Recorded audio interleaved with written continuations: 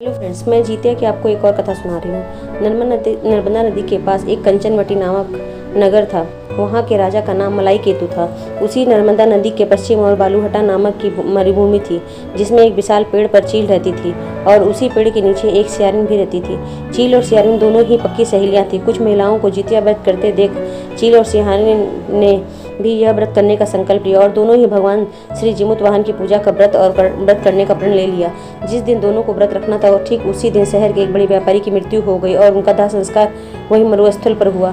मुर्दा देखकर सियारिन को भूख लगने लगी और वह खुद को रोक नहीं पाई, जिसके कारण उनका व्रत टूट गया।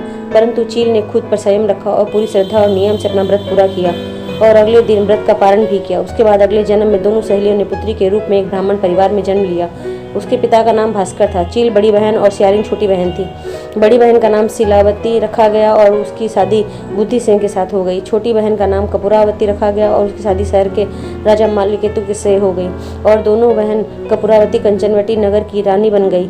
अब भगवान जिमुत वाहन के आशीर्वाद से बड़ी बहन शिलावती को कुछ 7 पुत्र हुए, लेकिन कपूरावती के बच्चे जन्म लेते ही खत्म हो जाते थे। कुछ सालों बाद शिलावती के 7 पुत्र बड़े हो गए और राजदरबार में काम करने लगे। उन्हें देखकर कपूरावती के मन में ईर्ष्या हुई और जलन की भावना उत्पन्न होने लगी। इस ईर्ष्या की भावना से कपूरावती ने राजा से कहकर शिलावती के 7 बेटों के सर कटवा दिए। फिर उन 7 सिरों को साथ में बर्तन में डालकर ढक दिया और शिलावती के पास भिजवा दिया। सब देख भगवान जिमुत वाहन ने मिट्टी की सहायता से 7 भाइयों को के सर बनाए और सभी सिरों को धड़ से जोड़कर उन पर अमृत छिड़क दिया, जिसके कारण वे 7 भाई फिर से जिंदा हो गए। घर और लौट आए। रानी ने जो कटे सिर भिजवाए थे वह सब फूल बन गए।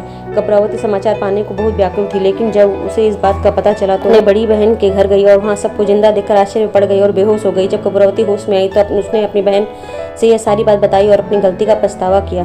भगवान जिमुत वाहन की कृपा से बड़ी बहन को पूर्व जन्म में सारी बात याद आ गई और वह अपनी छोटी बहन को उसी पेड़ के नीचे लाकर पूर्व जन्म की सारी बातें सुनाई, जिसे सुनकर कपूरावती फिर बेहोश हो गई और मर गई। जब तक राजा इस बात की सूचना मिली तो उन्होंने इसी जगह पर पेड़ के नीचे कपूरावती का दाह संस्कार किया।